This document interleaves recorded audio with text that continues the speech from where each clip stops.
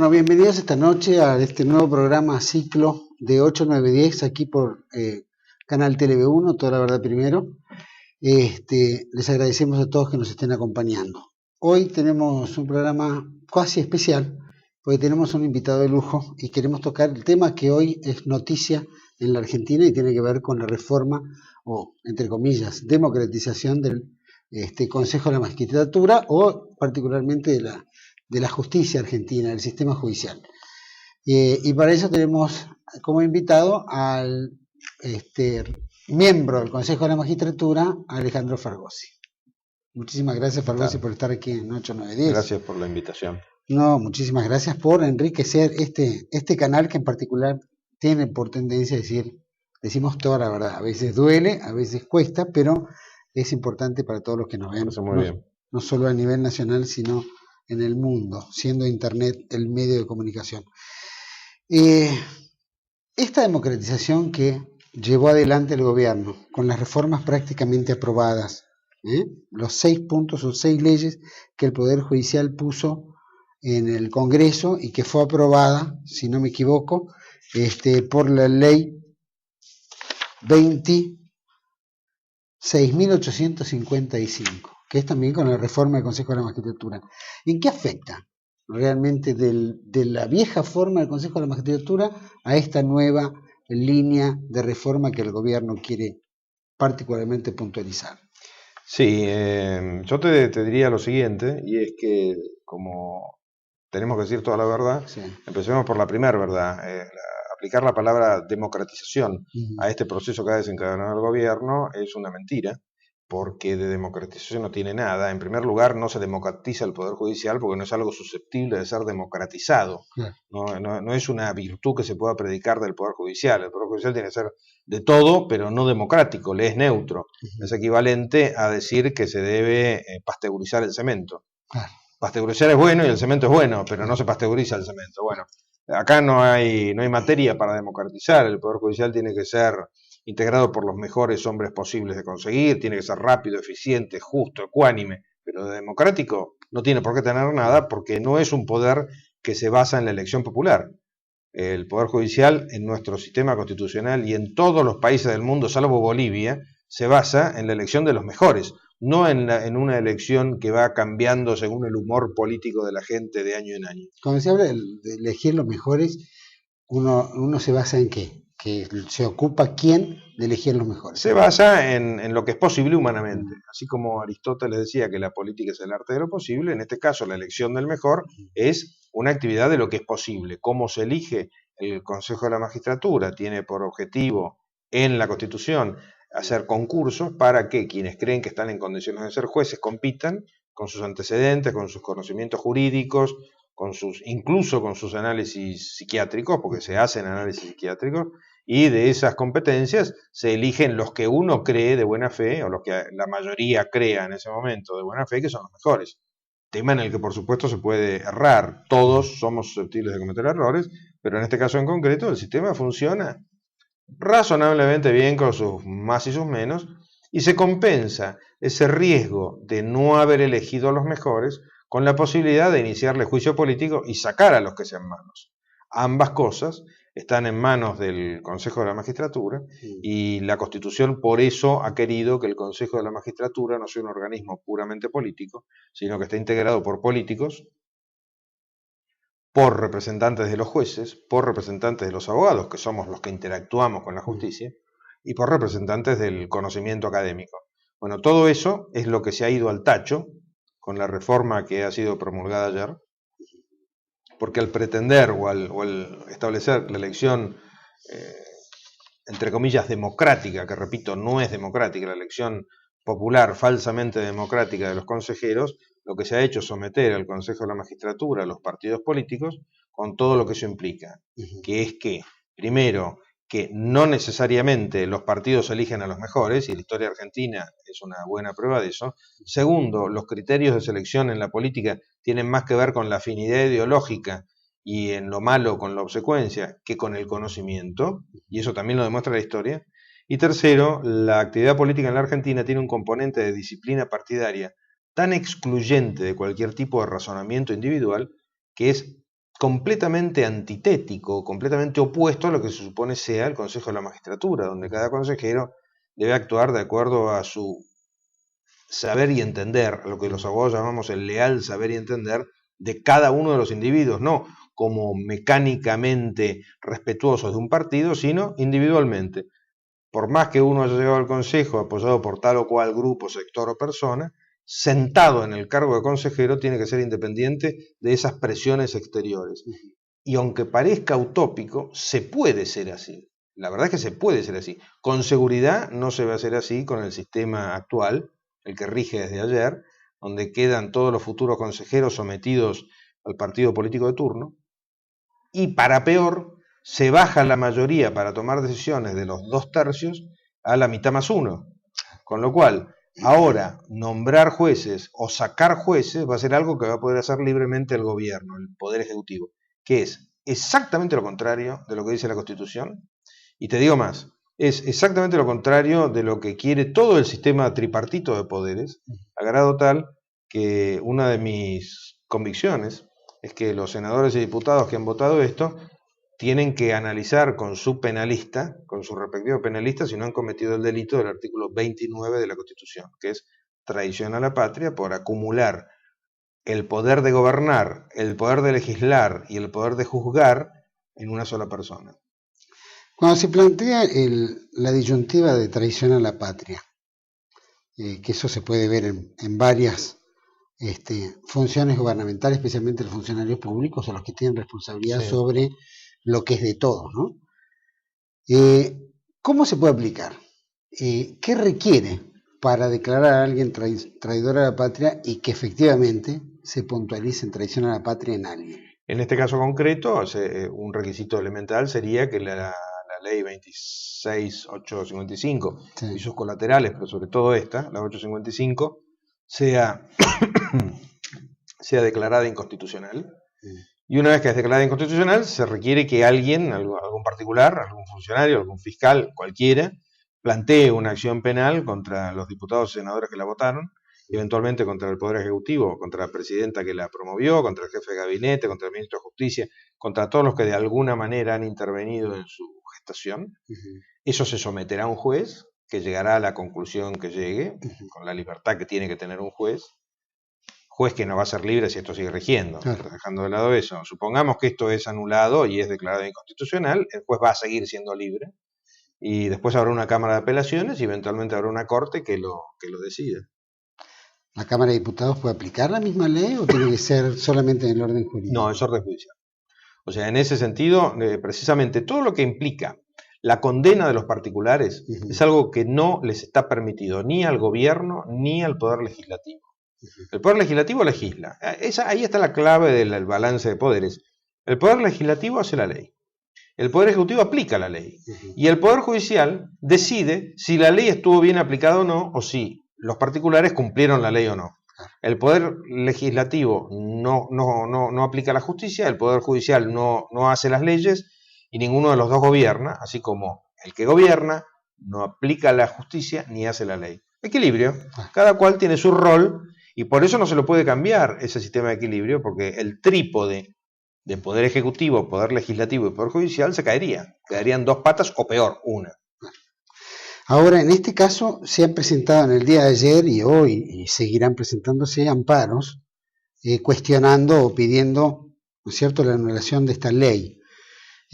Tanto el Colegio Público de Abogados como varios diputados, ¿no?, se han presentado, el caso de Lilita Carrió, Pino Solanas, hubo varios acá, la Alianza, la Unión Cívica Radical, Patricia Bullrich, por Unión por Todos, es decir, todos han cuestionado especialmente porque ahora se presentan las elecciones y entonces tienen que llevar sus candidatos, es decir, tienen que estar en alguna lista.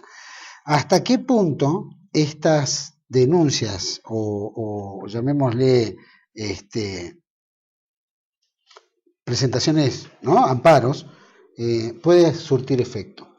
Bueno, estoy tan convencido de que van a surtir efecto que yo inicié mi propio juicio hoy a la mañana, a las 8:30 de la mañana, y estoy convencido que no hay ningún juez que pueda seriamente rechazar una demanda de inconstitucionalidad contra este esperpento legal, que es lo que es, y no estoy siendo apocalíptico. De ninguna manera estoy siendo apocalíptico, esto va directamente contra el sistema de los tres poderes y convierte a los jueces en empleados del Poder Ejecutivo. ¿Por qué?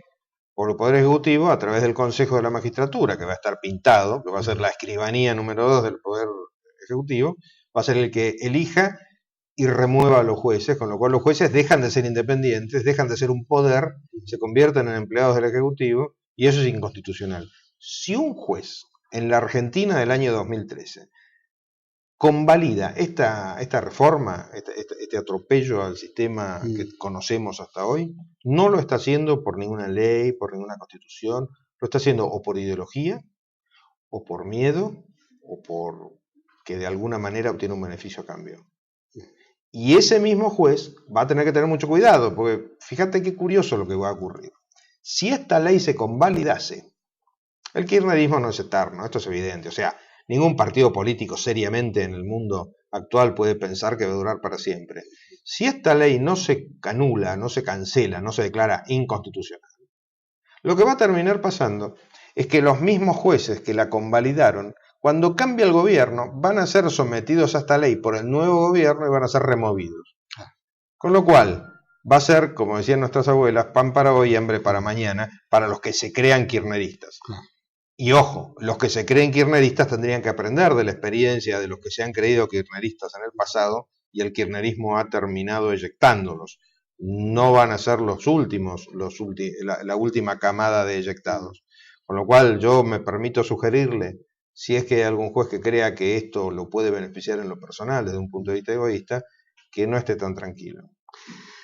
Hasta hace poco todavía muchos jueces en tomar decisiones tienen ciertas dudas porque tienen mucho temor al Consejo de la Magistratura, porque actualmente, ni siquiera con la reforma de esta ley, hoy se acomodaría más gente, digamos partidaria, en ese sector, pero es como que el Consejo de la Magistratura ha sido utilizado más políticamente que como un órgano de contralor, digamos, de procedimientos judiciales. ¿Qué diferencia puede cambiar eso? Yo te diría, con la experiencia de los 2 años y medio que llevo ahí adentro, yo te diría que ha tratado de ser utilizado políticamente por el gobierno y no ha podido.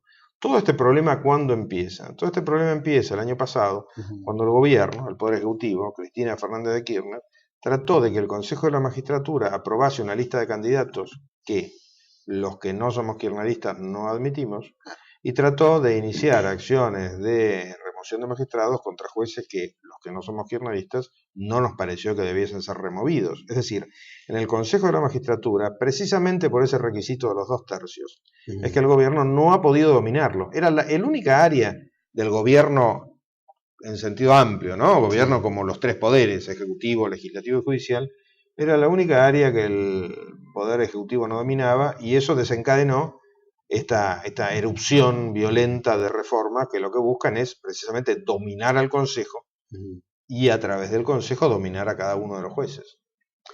Hubo muchos casos que fueron removidos y muchos se tuvieron que ir o tenían, ¿no?, mucho temor depende de la aplicación de justicia que iban a realizar, llegaban como avisos.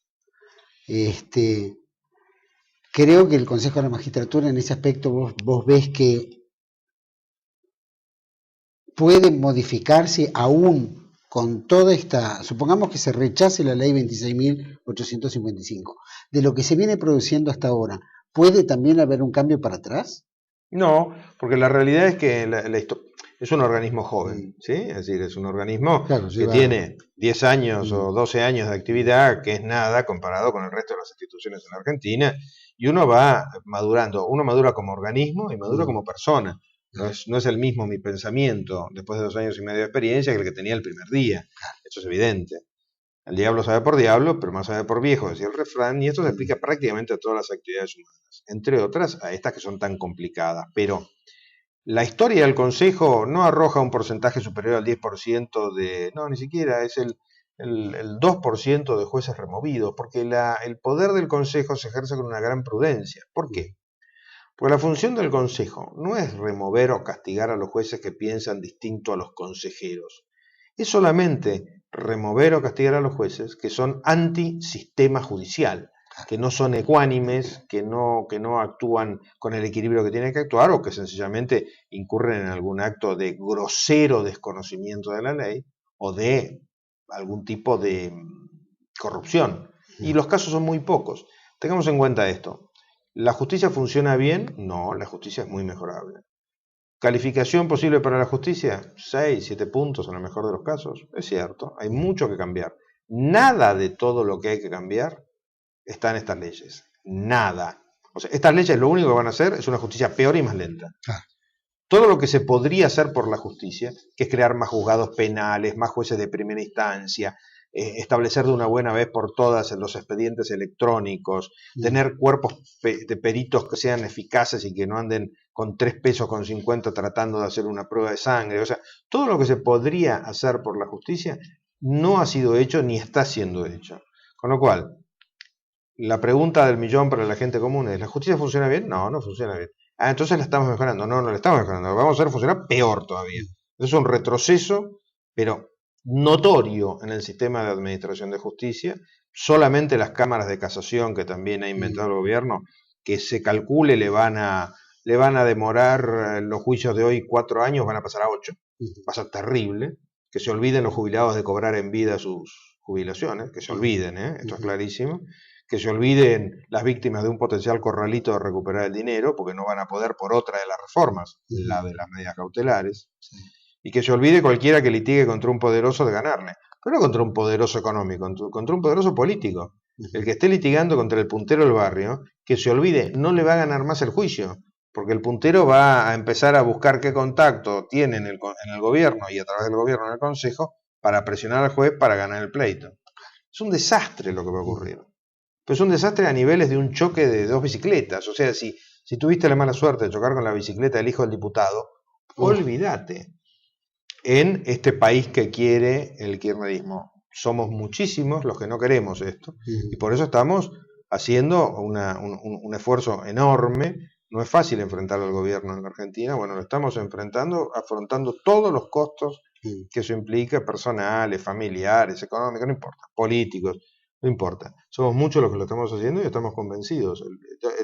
De alguna manera, pongámoslo claro, yo no quiero un país que le pertenezca a una persona.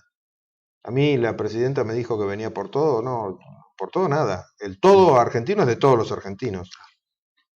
Bueno, generalmente se gestan esos abusos de poder cuando llevan tantos años y ya creen que todo se les encarna, ¿no? El lugar, la posición, el poder, la movilidad, el dinero de todos. Claro, pero frente al abuso de poder, uno lo que tiene que tener es la firmeza de carácter, no andar asustándose como si fuese una víctima débil de un atropello del poderoso. Tiene que tener firmeza de carácter y plantarse. Es decir, el país es de todos, y como es de todos, todos lo tenemos que cuidar. No solamente los que tienen algún poder gubernamental, todos lo tenemos que cuidar en la medida en que cada uno pueda, naturalmente. Mi obligación como consejero de la magistratura es mucho más grande que la obligación que tiene el señor de la esquina. Para eso me pagan, para eso hice campaña, para eso me eligieron, mi obligación es mayor. Pero también lo es la de los jueces. Un juez no tiene derecho, repito, un juez no tiene derecho a tener miedo. A los jueces les está prohibido el miedo como le está prohibido a un policía, mucho más que a un policía. Vamos a ir a un corte, te dejo picando la pregunta. Hasta hace poco tiempo el Poder Ejecutivo, desoye las sentencias del Poder Judicial, especialmente proveniendo de la Corte Suprema. Hay un hecho en Santa Cruz con el Procurador General y después hay hechos con relación a los amparos de los jubilados, por ejemplo, que llevan sentencias firmes, ¿no?, listas para cobrar, y que el Poder Ejecutivo desoye el Poder Judicial para el pago de esos temas. Pero vamos a ir a un corte, volvemos enseguida con el doctor Fargosi, del miembro del Consejo de la Magistratura. Ya volvemos.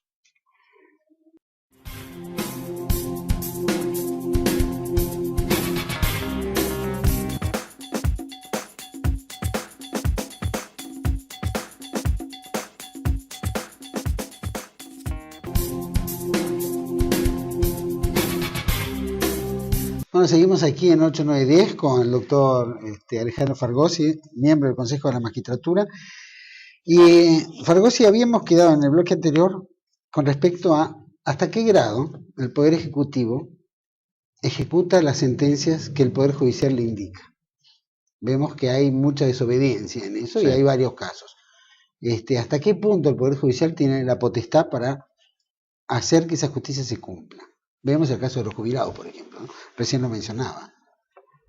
Como dice, voy a mencionar a dos personas que en esto creo que dan una pista interesante. En primer lugar, como dice en su último libro, que es una lectura interesante, Patricia Bullrich, en el libro Yo Propongo, ella dice con mucha agudeza que el problema no es que se viole la ley, el problema es que no se sancione al que viola la ley. Claro. Ese es el verdadero problema. En torno a esto, cumplir las sentencias judiciales es una obligación. No es algo que uno hace si es gobernante porque quiere o deja de hacer porque no quiere. Claro. Es una obligación legal cumplir las sentencias judiciales y esa obligación legal la tiene que ejecutar espontáneamente el gobierno. Si no la ejecuta, la tiene que exigir el Poder Judicial. Y acá entra a colación una frase de uno de mis maestros, que es Jorge Vanossi, que sostiene que la Corte tiene que actuar con lo que él llama energía jurisdiccional. Es totalmente inadmisible que la Corte o que un tribunal admita que sus sentencias no se cumplan. Cuando un funcionario no cumple con una orden judicial, hay que iniciar contra ese funcionario las acciones legales que correspondan. No sé cuáles, habrá que analizar en cada caso concreto qué tipo de norma se aplica, y si hay que hacer juicio político, será juicio político. Las leyes están para cumplirlas. Es imprescindible que la Argentina recupere el respeto a la ley. Nosotros no somos el patio de atrás de nadie, como para que un grupo de personas haga acá lo que se le da la gana. Acá hay que respetar la ley. Todos tenemos que respetar la ley. Vos, el operador, yo, cualquiera. Todos estamos obligados a respetar la ley. Pero el que más tiene que respetar la ley, porque es el que más poder tiene, es el Poder Ejecutivo. Al Poder Ejecutivo se le aplica la ley con todo su rigor, se le debe aplicar la ley con todo su rigor. Eso es lo que pasa en las democracias del mundo, que se respetan como tales, y es lo que tenemos que lograr nosotros. En las sentencias, por ejemplo, porque a veces el Poder Judicial puede determinar ciertas cosas, hace mover la fuerza policial, o llamémoslo las fuerzas policiales, que puedan depender del Poder Judicial o que están bajo la jurisdicción del Poder Ejecutivo. Pregunto esto porque en el caso de la Presidenta de la Nación o del ministro que se encarga del área social, en fin, se aplican ciertas sentencias para el pago a los jubilados de determinadas sumas y el Poder Ejecutivo lo desoye. Y después vuelven entre idas y venidas, pero a todo esto los viejos se van muriendo, ¿no? Van cumpliendo cada vez más edad, ven pasar su vida sin poder complementarse con lo que fue todo su trabajo, todo su haber, y que el Poder Ejecutivo lo desconoce. Entonces, hay una cuestión que a veces los tiempos de la justicia van mucho más allá que los tiempos de las personas. Absolutamente de acuerdo, es una vergüenza, es una cosa que no tiene nombre, es indignante lo que está pasando en materia jubilatoria, en un Estado que saca plata hasta debajo de las piedras, que es nuestra plata, porque el Estado no tiene plata propia. La plata del gobierno la ponemos nosotros, todos nosotros a través de nuestros impuestos, la plata está. Si hay alguien que puede viajar en helicóptero, porque pareciera que el helicóptero se ha convertido en el único medio de transporte para ciertos poderosos, si hay alguien que puede viajar en helicóptero pagado por todos nosotros, antes hay que tener a todos los jubilados con las sentencias cumplidas. Es inadmisible que alguien viaje en helicóptero, repito, es inadmisible que alguien viaje en helicóptero y sea un jubilado muriéndose de hambre porque no le cumplen la sentencia. Hace 10 años, o no más, casi 20 años, me enorgulleció el país que se indignó ante la Ferrari de Menem. Bueno, un helicóptero es mucho más caro que una Ferrari, ¿eh?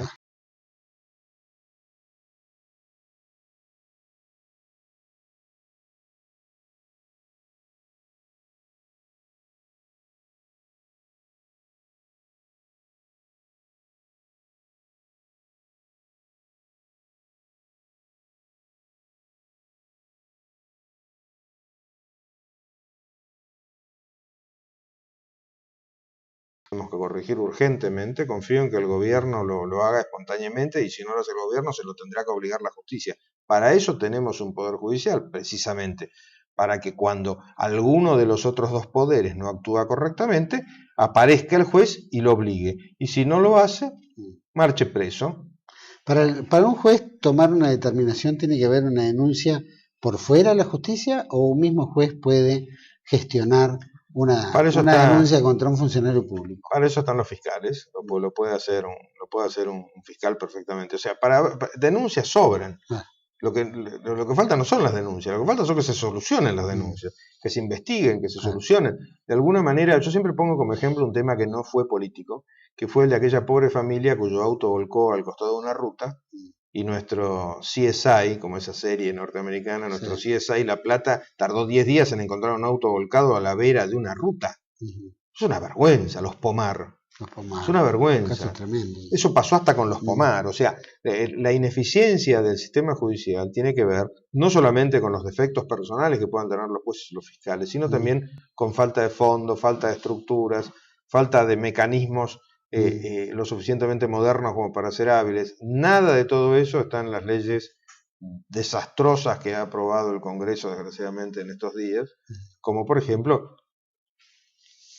la de las medidas cautelares, que es un salto para atrás de 300 años, donde se pretende proteger al fuerte, que es el Estado, que es el gobierno, porque el Estado es el gobierno, o sea, dejémonos de fantasías. Este canal es toda la verdad. Toda la verdad es que no hay un Estado diferente del gobierno. El Estado es lo que el gobierno quiere que sea. Cuando uno enfrenta al Estado, al que está enfrentándose al gobierno de turno. El gobierno de turno será el kirchnerismo, el menemismo, el radicalismo, los militares, el peronismo, el que uno busca en el momento de la historia, el que quiera.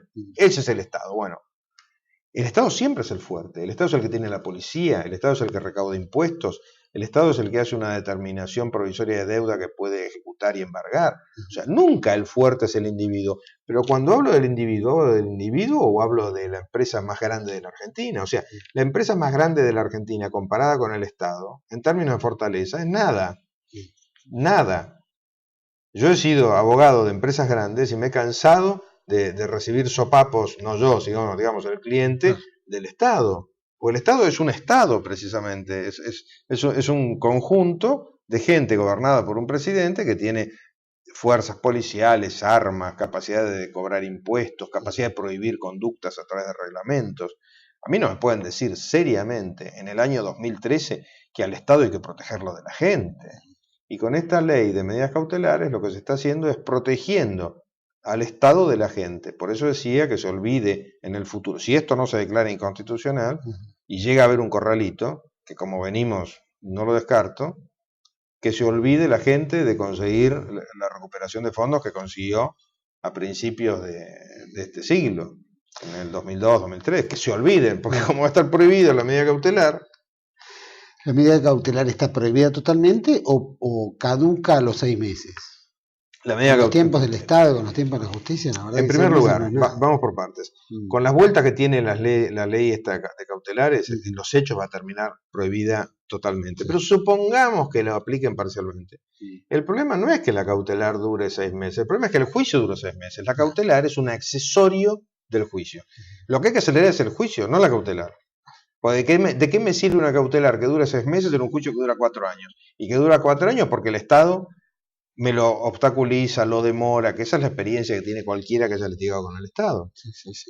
Bueno, la prueba está de que se pueden negar perfectamente a entregar información o demoran la información y ya con eso acuestan a cualquiera que litigue contra ellos. O sea, de alguna manera hay que sacarse de encima esa especie de hada madrina que últimamente ha impuesto el relato oficial de que el Estado es una especie de Madre Teresa Calcuta bondadosa y tierna.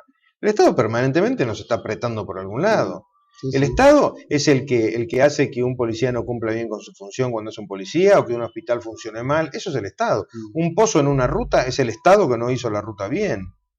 Una huelga de ómnibus por algún reclamo es el Estado que no lo supo administrar. O sea, no veo por qué nosotros creemos que el Estado funciona bien cuando el Estado funciona pésimo. El Estado es esta YPF que va a terminar dando pérdida, la única petrolera del mundo que va a terminar dando pérdida. Y no es que antes no haya pasado, porque también pasó. La YPF antes de la privatización daba pérdida. O sea, tenemos que entender que el Estado no es distinto de los gobernantes. Si elegimos gobernantes, tenemos que asumir que van a administrar el Estado. Si lo administran mal, perdemos todos. Ese es el gran punto. Por supuesto que cuando administran mal, que es el ejemplo que estamos viendo hoy, que se pagan sueldos en negro, que no salen los juicios de los jubilados, como miles de juicios que hay por defectos propios del Estado.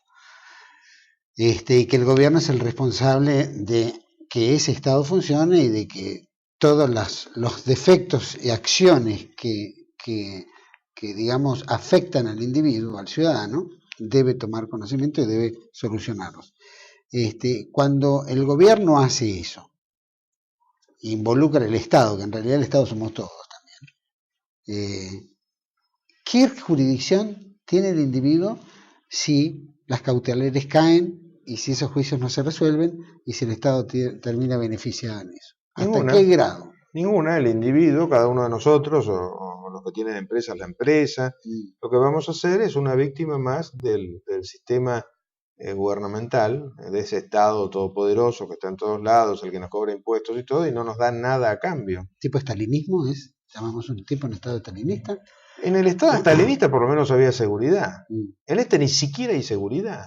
Eso es lo que es terrible. O sea, tenemos un Estado megacefálico que nos cobra unos impuestos monumentales a todos, porque de la misma manera en que lleva a pérdida a las empresas, lleva a pérdida al sector del campo, lleva a pérdida hasta un empleado que trabaja, que le cobra impuestos a partir de sueldos de hambre prácticamente, ni siquiera nos dan seguridad.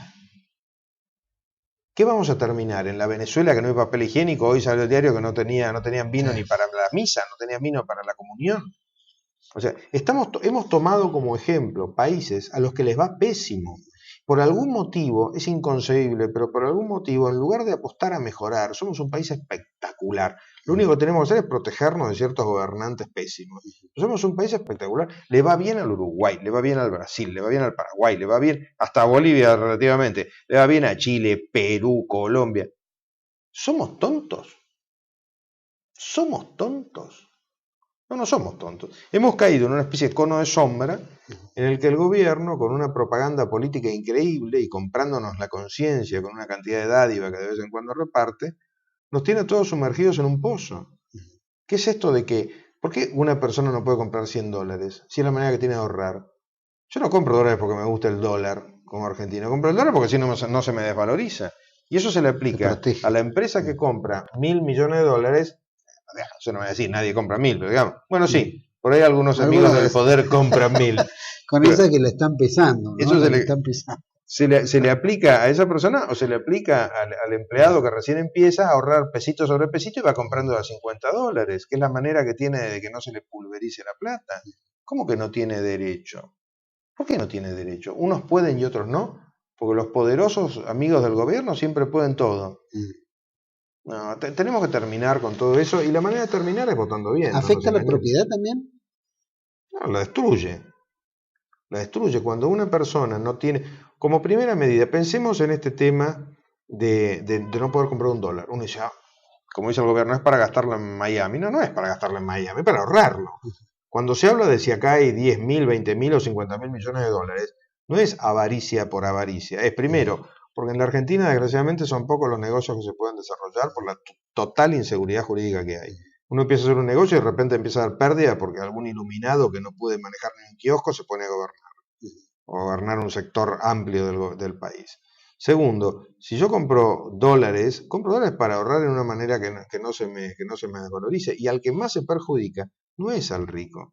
O el rico tiene asesores financieros, tiene empresas de colocación de dinero. Al que más se perjudica es el que va ahorrando manguito sobre manguito y que no puede nunca comprarse la casa. Nosotros fuimos un país de oportunidades, fuimos un país de inmigrantes.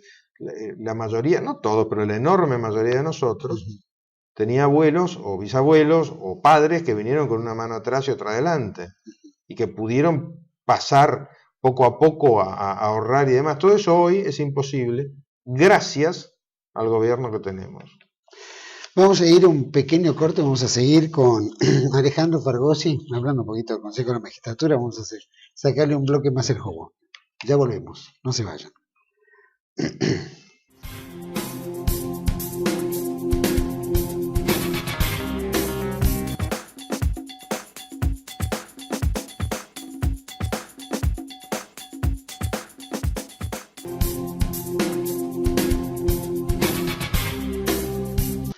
Bueno, seguimos aquí en 8910 con el doctor Alejandro Fargosi, del Consejo de la Magistratura. Fargosi, yo quería preguntarle este temita. A ver, el tema de la justicia hoy un poco la gente la ve como una cuestión rara, ¿no? Porque hablan de democratización, la palabra suena muy bien, que se elija, que el pueblo elija, también suena muy bien al común de la gente, no la Sí, gente sí. que conoce o la gente que más o menos está empapada en el tema. Pero yo estoy viendo, por ejemplo, que el gobierno está aplicando el tema de democratización como un enfrentamiento entre el pueblo y el Poder Judicial. Como que la justicia o el Poder Judicial no quiere amoldarse a este pensamiento colectivista que tiene el gobierno sobre lo social. Y lo digo porque llevo al caso del campo. Al principio, cuando aplicaban la retención del 125 sobre el campo, primero era para fortalecer el presupuesto nacional.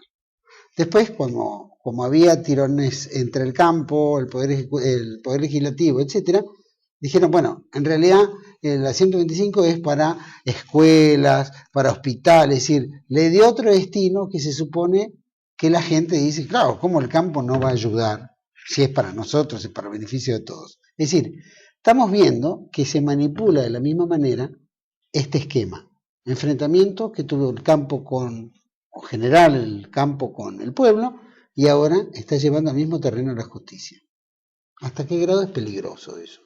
Yo diría que más que peligroso es suicida, porque si analizamos estos larguísimos 10 años de gobierno kirchnerista que se cumplieron el sábado pasado, es lineal como su estrategia de gobierno siempre ha sido conflicto, no han parado de generar un conflicto, estamos siempre con el Cristo en la boca, los que nos dedicamos de alguna manera a la política, para ver qué nuevo conflicto se ha desencadenado. Cuando no es con un país, es con el Vaticano, si no es el Vaticano, son los militares, si no los militares, son los Estados Unidos.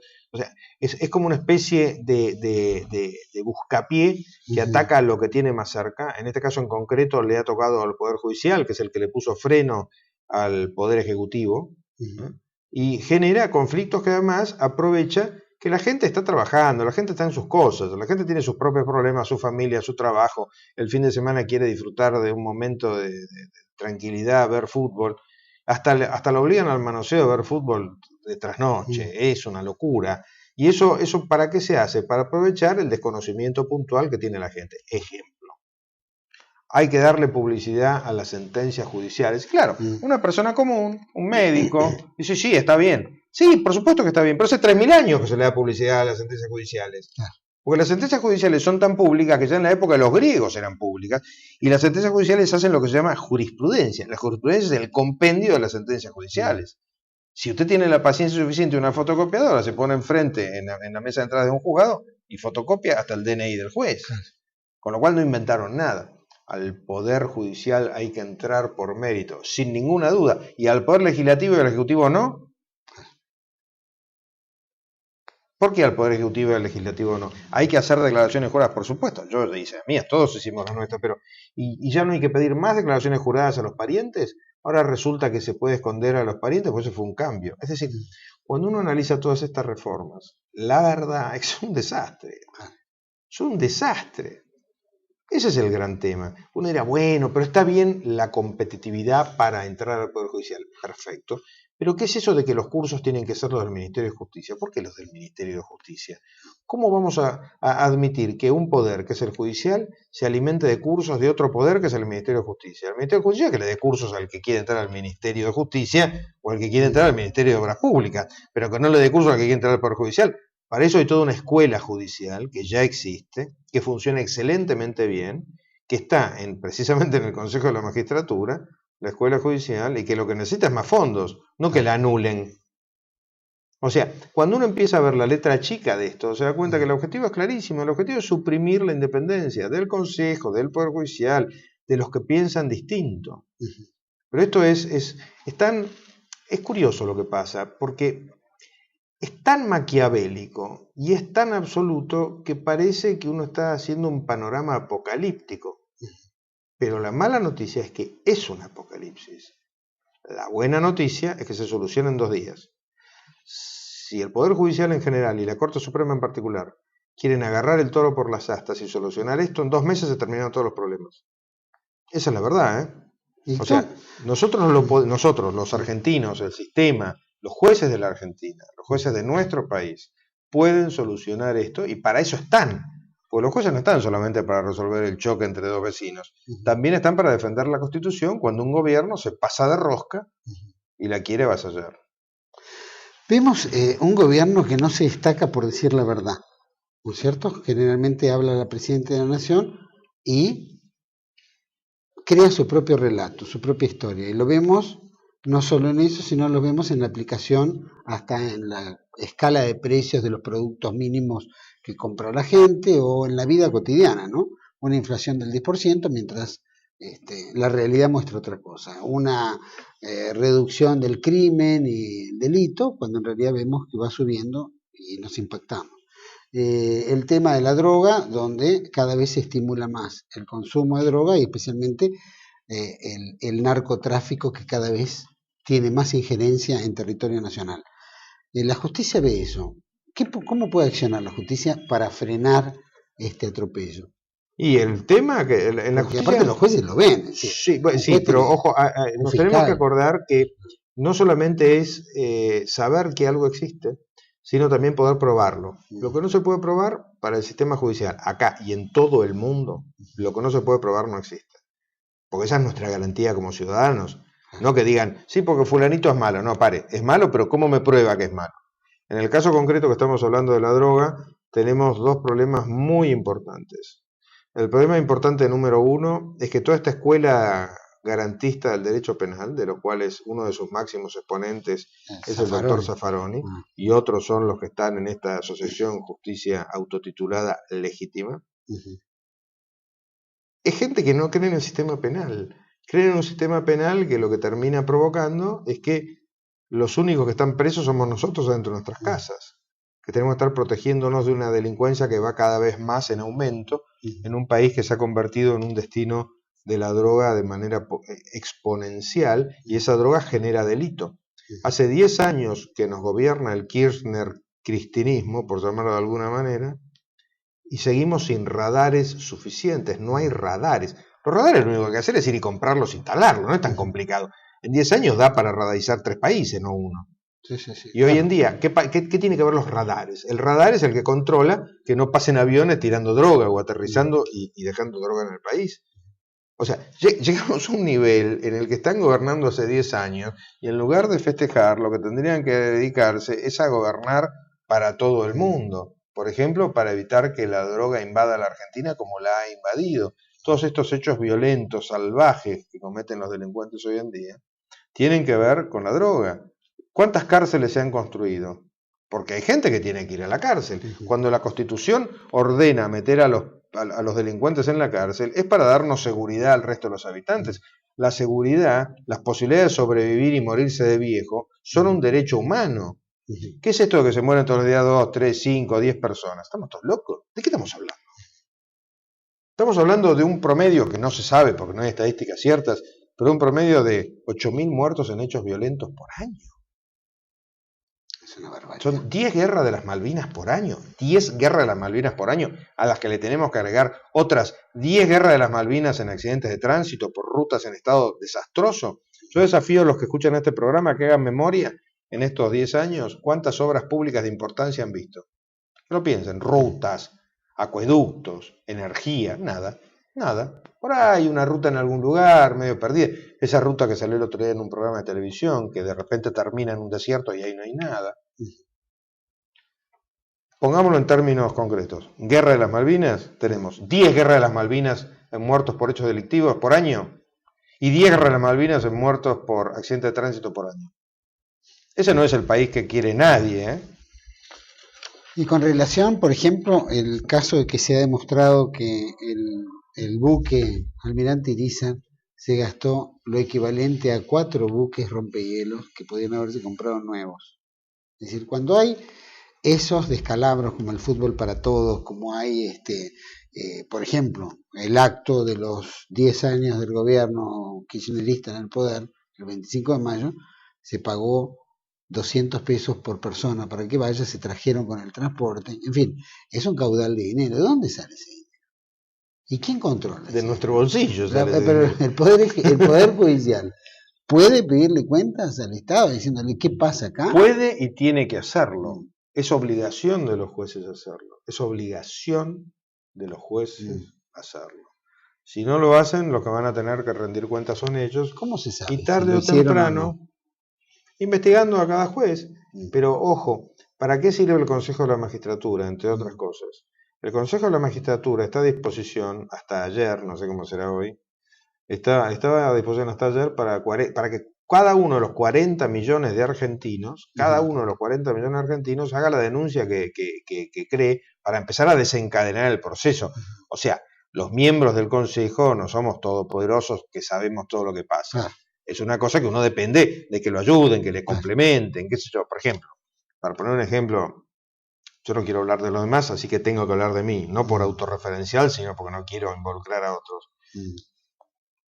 Cuando vi el programa de la Nata con elementos de juicio que ponían en duda la honestidad de un expresidente, pedí inmediatamente, al día siguiente, que se allanara esa casa. ¿Por qué? No porque crea que fulano mengano es un delincuente, sino porque no puede haber duda de que sea un delincuente. Porque eso nos perjudica a todos los argentinos. Entonces, la única manera de que no haya duda sobre si un señor tenía una caja bancaria, una bóveda en su casa, es ir y mirar. Y si no está, no está, y todos felices y contentos, y no tuvimos un delincuente. Y si sospechamos, investiguemos. Lo que no se puede hacer es estar siempre mirando para otro lado. Es como que negamos la realidad de una manera permanente. Y mientras tanto se nos sigue muriendo la gente, víctima de los delincuentes, víctima de la inseguridad, jubilados que cumplen 100 años y están tratando que les paguen la jubilación. Nosotros no somos eternos, o sea, el ser humano no es eterno, con lo cual, todo lo que no se hace este año, a nosotros nos cuesta, a cada uno de nosotros, los 40 millones nos cuesta un año de vida, 2 años, 10 años. ¿Cuánto más vamos a esperar? Nos estamos quedando sin tiempo, siempre esperando un futuro mejor. Hemos pasado los 10 mejores años de la historia económica argentina, pero no por el kirchnerismo, sino por la soja, que depende de los chinos, no depende de los kirchneristas. Porque la soja subió de precio porque hay que darle alimento a los chanchos chinos. ¿Sí? Lo desaprovechamos. ¿Qué hay mejor en la Argentina de hoy de lo que pasaba hace 10 años? 10 años dije, porque el trabajo sucio de la crisis no lo hizo Kirchner, lo hizo Duhalde. Creo que lo aprovecharon, simplemente que malgastaron el dinero, ¿no? Que ese es el mayor defecto. Por algo hay quienes pesan la plata y hay otros a los que no le alcanza.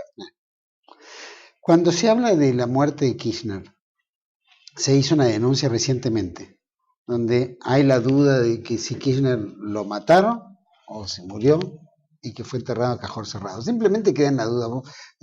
Pregunto esto como... No, la verdad que está el cúmulo de temas que agotan mi limitada cabeza, que honestamente ni siquiera vi los títulos y les pasé por encima. Hoy en día a mí me preocupa, yo soy un fanático del futuro, pero fanático del futuro. Si bien me gusta la historia, me gusta para leerla los fines de semana. Como hombre dedicado a la política y a la política judicial en particular, mi compromiso, y suena una frase grandilocuente, pero lo hago porque estoy convencido, mi compromiso es que para que los chicos estén mejor tenemos que trabajar hoy. Entonces toda esta parte de historia, de qué pasó con fulano, sutano, Quiroga en Barranca Yaco, Kirchner en Caracas, es un tema de los jueces penales y de los historiadores. A mí me preocupa ver de qué manera este país maravilloso que tenemos, con gente maravillosa, porque ojo, no solamente es la naturaleza, también es la gente. Tenemos un país tan maravilloso, y pongo esto como ejemplo, que para que haya caos social hay que pagarle a los pesados para que vayan a los actos a tirar piedra. Ojo, porque la gente es tan buena, la gente que tenemos, que no es violenta naturalmente. Hay que pagarle a pesados. Y hay países en los que los pesados surgen naturalmente. ¿A qué hay que pagarles?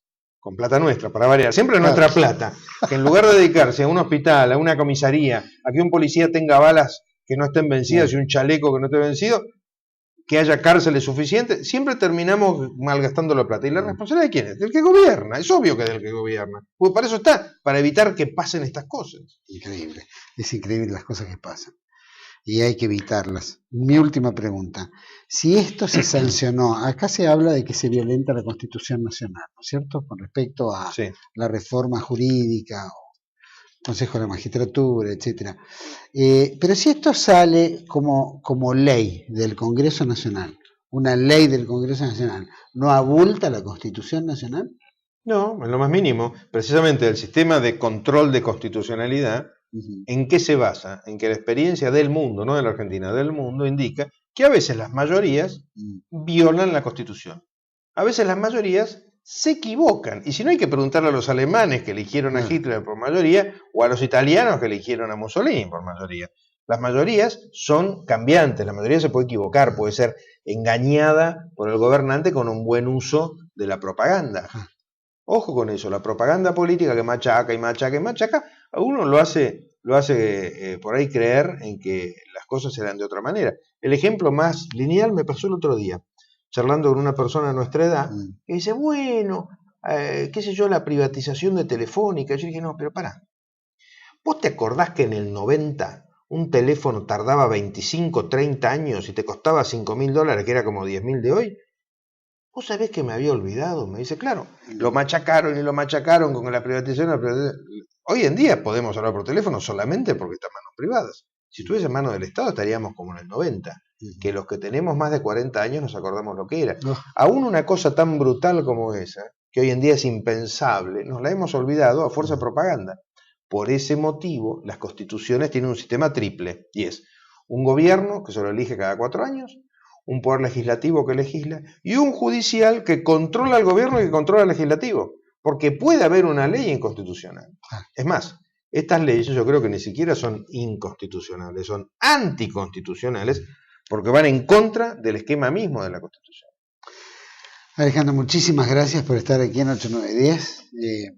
Has aclarado muchísimos puntos y la verdad que ha sido muy rico, rico. Muchas gracias. Así que esperamos tenerte en el futuro cercano, pero para hablar de otras cosas. A disposición. Seguramente de arte, porque es un experto en arte. No, ojalá fuera experto. Me gusta el arte. Bueno, por lo menos conoces. Un placer, muchísimas gracias. Igualmente, gracias. Nosotros vamos a un corte y volvemos enseguida con más 8910.